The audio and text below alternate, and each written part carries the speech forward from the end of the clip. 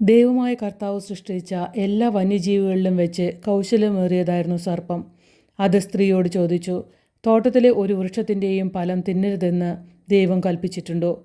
സ്ത്രീ സർപ്പത്തോട് പറഞ്ഞു, തോട്ടത്തിലെ വൃക്ഷങ്ങളുടെ പഴങ്ങൾ ഞങ്ങൾക്ക് ഭക്ഷിക്കാം. എന്നാൽ തോട്ടത്തിൻ്റെ നടുവിലുള്ള മരത്തിൻ്റെ പഴം ഭക്ഷിക്കുകയോ തൊടുക പോലുകയോ അരുത്. ഭക്ഷിച്ചാൽ നിങ്ങൾ മരിക്കും എന്ന് ദൈവം പറഞ്ഞിട്ടുണ്ട്. സർപ്പം സ്ത്രീയോട് പറഞ്ഞു, നിങ്ങൾ മരിക്കുകയില്ല. അത് തിന്നുന്ന ദിവസം നിങ്ങളുടെ കണ്ണുകൾ തുറക്കുമെന്നും നന്മയും തിന്മയും അറിഞ്ഞ് നിങ്ങൾ ദൈവത്തെ പോലെ ആകുമെന്നും ദൈവത്തിനറിയാം. ആ വൃക്ഷത്തിൻ്റെ പഴം ആസ്വാദ്യവും കണ്ണിന് കൗതുകകരവും അറിവേകാൻ കഴിയുന്നതിനാൽ അഭികാമ്യവുമാണെന്ന് കണ്ട് അവൾ അത് പറിച്ചു തിന്നു. ഭർത്താവിനും കൊടുത്തു, അവനും തിന്നു. ഉടനെ ഇരുവരുടെയും കണ്ണുകൾ തുറന്നു. തങ്ങൾ നഗ്നരാണെന്ന് അവരറിഞ്ഞു. അത്തിയിലകൾ കൂട്ടിത്തുന്നി അവർ അരക്കച്ചയുണ്ടാക്കി. വെയിൽ ആറിയപ്പോൾ ദൈവമായ കർത്താവ് തോട്ടത്തിൽ ഉലാത്തുന്നതിൻ്റെ ശബ്ദം അവർ കേട്ടു.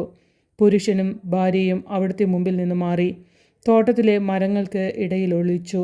അവിടുന്ന് പുരുഷനെ വിളിച്ചു ചോദിച്ചു, നീ എവിടെയാണ്? അവൻ മറുപടി പറഞ്ഞു, തോട്ടത്തിൽ. അവിടുത്തെ ശബ്ദം ഞാൻ കേട്ടു. ഞാൻ നഗ്നനായതുകൊണ്ട് ഭയന്ന് ഒളിച്ചതാണ്. അവിടുന്ന് ചോദിച്ചു, നീ നഗ്നനാണെന്ന് നിന്നോട് ആര് പറഞ്ഞു? തിന്നരുതെന്ന് ഞാൻ കൽപ്പിച്ച വൃക്ഷത്തിൻ്റെ പഴം നീ തിന്നോ? അവൻ പറഞ്ഞു, അങ്ങ് എനിക്ക് കൂട്ടിന് തന്ന സ്ത്രീ ആ മരത്തിൻ്റെ പഴം എനിക്ക് തന്നു. ഞാൻ അത് തിന്നു.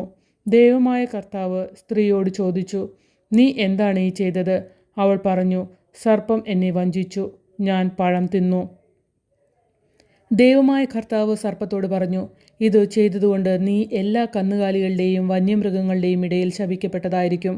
നീ മണ്ണിൽ ഇഴഞ്ഞു നടക്കും. ജീവിതകാലം മുഴുവൻ നീ പൊടി തിന്നും. നീയും സ്ത്രീയും തമ്മിലും നിന്റെ സന്തതിയും അവളുടെ സന്തതിയും തമ്മിലും ഞാൻ ശത്രുത ഉളവാക്കും. അവൻ നിന്റെ തല തകർക്കും, നീ അവൻ്റെ കുതികാലിൽ പരിക്കേൽപ്പിക്കും. അവിടുന്ന് സ്ത്രീയോട് പറഞ്ഞു, നിന്റെ ഗർഭാരിഷ്ടതകൾ ഞാൻ വർദ്ധിപ്പിക്കും. നീ വേദനയോടെ കുഞ്ഞുങ്ങളെ പ്രസവിക്കും. എങ്കിലും നിനക്ക് ഭർത്താവിൽ അഭിലാഷമുണ്ടായിരിക്കും, അവൻ നിന്നെ ഭരിക്കുകയും ചെയ്യും. ആദത്തോട് അവിടുന്ന് പറഞ്ഞു, തിന്നരുതെന്ന് ഞാൻ പറഞ്ഞ പഴം സ്ത്രീയുടെ വാക്കുകേട്ട് നീ തിന്നതുകൊണ്ട് നീ മൂലം മണ്ണ് ശപിക്കപ്പെട്ടതായിരിക്കും. ആയുഷ്കാലം മുഴുവൻ കഠിനാധ്വാനം കൊണ്ട് നീ അതിൽ നിന്ന് കാലയാപനം ചെയ്യും. അത് മുള്ളും മുൾച്ചെടികളും നിനക്കായി മുളപ്പിക്കും. വയലിലെ സസ്യങ്ങൾ നീ ഭക്ഷിക്കും. മണ്ണിൽ നിന്ന് എടുക്കപ്പെട്ട നീ മണ്ണിനോട് ചേരുന്നതുവരെ നെറ്റിയിലെ വിയർപ്പ് കൊണ്ട് ഭക്ഷണം സമ്പാദിക്കും.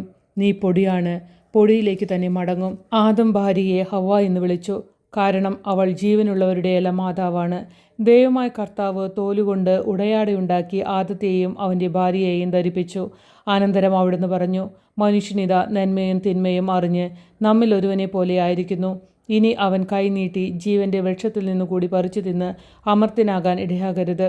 കർത്താവ് അവരെ ഏദെൻ തോട്ടത്തിൽ നിന്ന് പുറത്താക്കി മണ്ണിൽ നിന്നെടുത്ത മനുഷ്യനെ മണ്ണിനോട് മല്ലിടാൻ വിട്ടു.